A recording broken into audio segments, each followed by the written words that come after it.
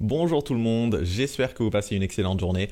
C'est Harry Collis et aujourd'hui on va voir ensemble 5 astuces dans Photoshop qui devraient vous aider à être plus efficace. Allez, c'est parti. Nous sommes à présent dans Photoshop et on va voir ensemble la première astuce qui concerne le déplacement des images et le mode d'affichage.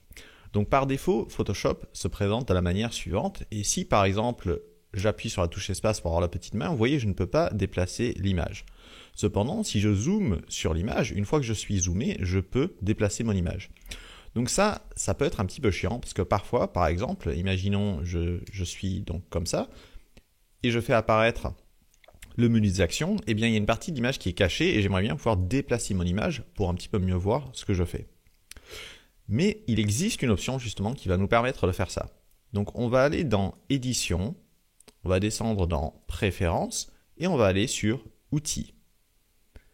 Et là-dedans, vous avez un paramètre qui s'appelle défilement prolongé. Donc si je coche ça, vous voyez, maintenant j'ai des petites barres de défilement qui sont apparues et je peux à présent déplacer ma fenêtre et même lorsque je ne suis pas zoomé. Donc même si l'image est en tout petit, je peux la mettre dans un coin. Donc c'est vraiment beaucoup plus pratique.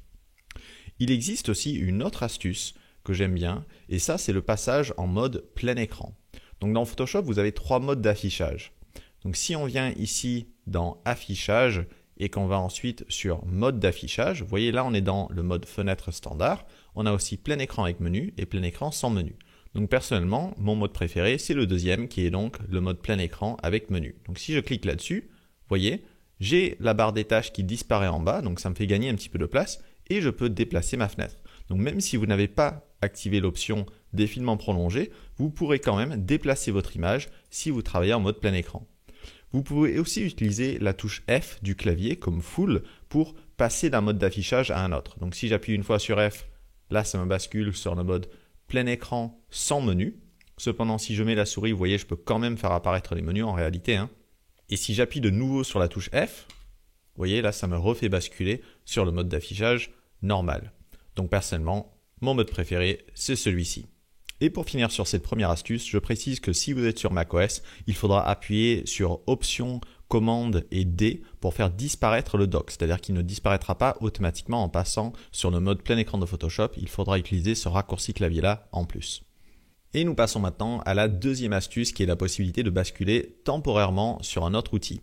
Donc vous connaissez probablement déjà le principe des raccourcis clavier et le fait qu'en appuyant sur différentes touches, on peut accéder à différents outils. Donc là, par exemple, je suis sur l'outil Zoom, donc c'est la touche Z pour accéder à l'outil Zoom. Et si j'appuie une fois sur la touche B, ça me permet d'accéder donc au pinceau. Cependant, on peut aussi basculer temporairement sur un outil et Photoshop va automatiquement revenir sur l'outil précédent. Et je trouve ça très pratique. Donc par exemple, si je suis en train de travailler avec l'outil pinceau et qu'à un moment donné, j'ai envie de zoomer, je peux appuyer sur la touche Z, mais je maintiens la touche enfoncée, je fais mon zoom par exemple, et je relâche ensuite la touche Z, et vous voyez, ça revient automatiquement sur l'outil d'avant, ce qui est vraiment très pratique et peut vous faire gagner un petit peu de temps dans Photoshop. Et nous passons maintenant à la troisième astuce qui a la possibilité de tout copier ou presque en utilisant la touche Alt ou en utilisant la touche Option si vous êtes sur macOS. Donc pour commencer, si vous avez un calque et que vous avez envie de copier ce calque, vous appuyez sur la touche Alt, vous faites un clic gauche, vous glissez le calque, hop, et vous voyez, vous créez une copie. Ça marche aussi avec les masques de fusion. Donc si par exemple j'ajoute un masque et que je peins donc sur ce masque, je peux ensuite copier, donc en faisant un Alt, clic gauche, hop, ce masque sur un autre calque, comme vous pouvez le voir là. Et ça marche aussi avec d'autres paramètres. Donc si par exemple je vais dans les styles de calque ici, et que j'ajoute, imaginons, un contour, quelque chose comme ça, et que je valide, je peux ensuite copier donc ce contour sur un autre calque. Donc pareil, je fais Alt, clic, hop, je glisse, et ça copie. Et pour finir, ça marche aussi avec les filtres dynamiques. Donc là, ce que je vais faire, je vais supprimer donc le masque, et je vais supprimer aussi nos effets. Donc voilà, bon, je vais juste les désactiver, ça fera l'affaire. Et si par exemple je convertis donc mon calque en objet dynamique, donc je fais un clic droit, convertir en objet dynamique, et je vais faire la même chose avec l'autre, donc clic droit, convertir en objet dynamique. Donc maintenant, si par exemple j'applique de la netteté optimisée à ce calque-là, donc je vais ici dans Filtre, Renforcement, Netteté optimisée, et ça m'ajoute un filtre dynamique. Et je peux ensuite, si je veux, copier ce filtre dynamique sur un autre calque. Donc il me suffit de faire Alt-clic, hop, et je fais glisser. Et voilà. Vous voyez de base, on voit juste un petit logo qui apparaît et vous appuyez sur la petite flèche.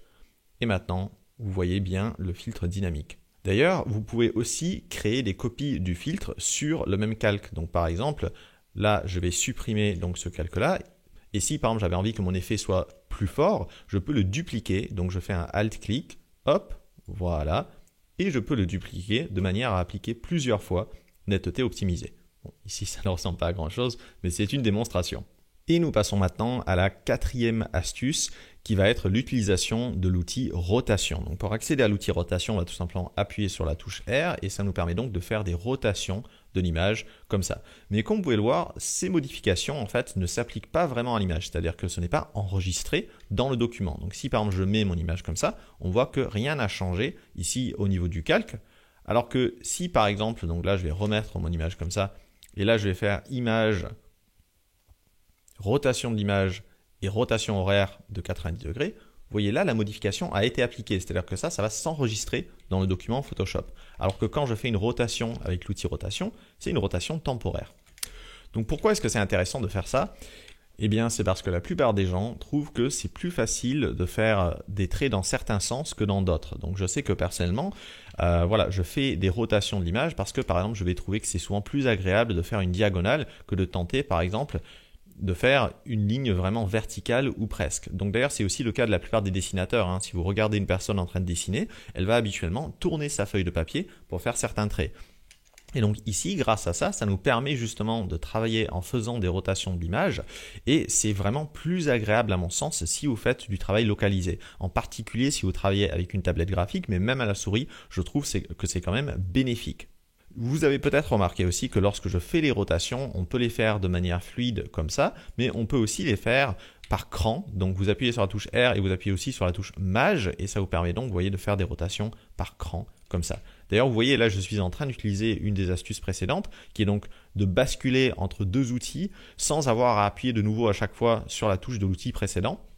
Donc là, par exemple, je suis sur mon outil Zoom, j'appuie sur la touche R, je maintiens la touche enfoncée, je fais une rotation, je relâche et ça revient automatiquement sur l'outil Zoom.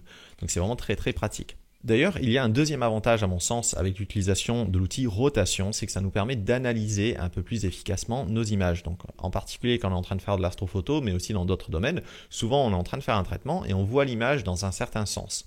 Et donc on s'habitue à l'image comme elle est là, donc on s'habitue à un certain niveau de contraste, couleur, etc.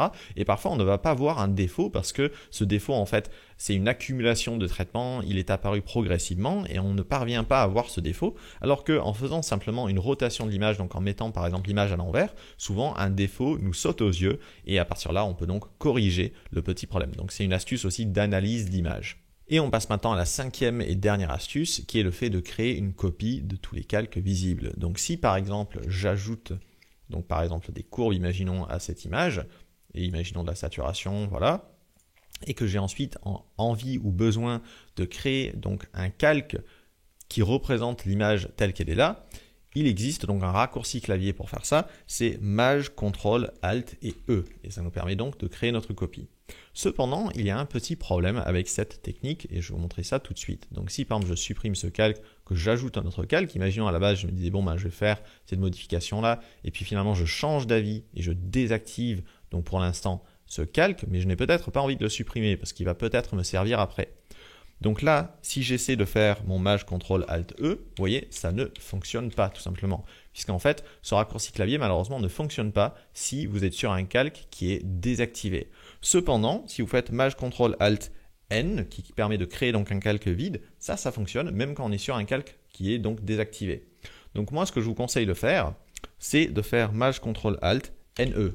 Et vous voyez, en faisant les deux raccourcis d'un coup, tout simplement, ça va vous permettre de créer votre copie, même dans des situations où vous avez un calque désactivé. Donc pour ma part, j'ai pris l'habitude de systématiquement faire ça, et ça m'évite justement d'avoir des problèmes dans certaines situations quand je suis sur un calque qui est désactivé.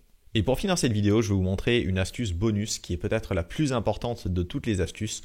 Et je vais donc supprimer ces choses-là et c'est un outil caché dans Photoshop qui est extrêmement puissant.